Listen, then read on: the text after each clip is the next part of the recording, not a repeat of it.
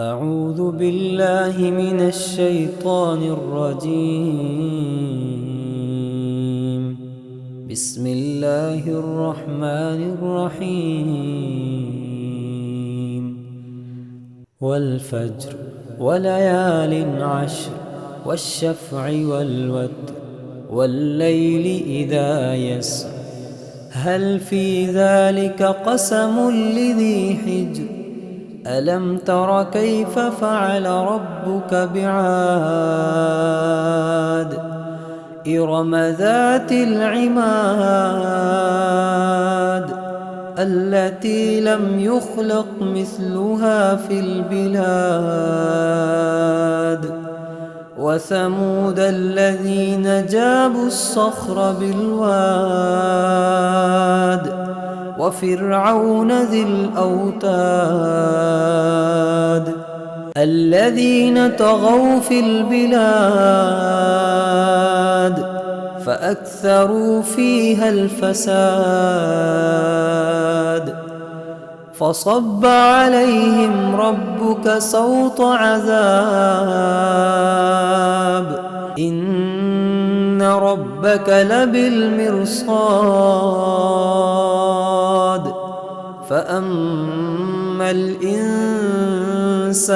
إذا ما ابتلاه ربه فأكرمه ونعمه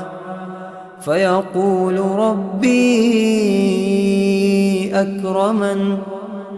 وأما إذا ما ابتلاه فقدر عليه رزقه فيقول ربي أهانن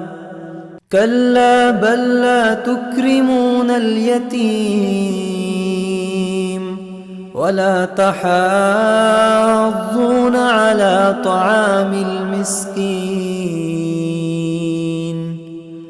وتأكلون التراث أكلا لما وتحبون المال حبا جما كلا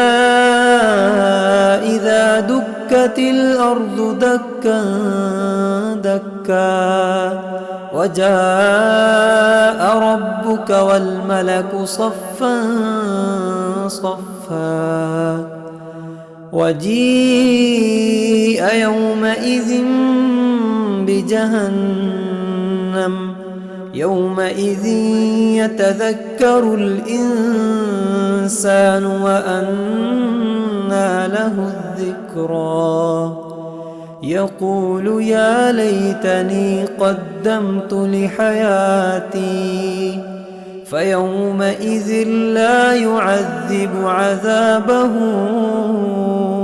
أحد ولا يوثق وثاقه أحد يا أيتها النفس المطمئنة ارجعي إلى ربك راضية مرضية فادخلي في عبادي وادخلي جنتي.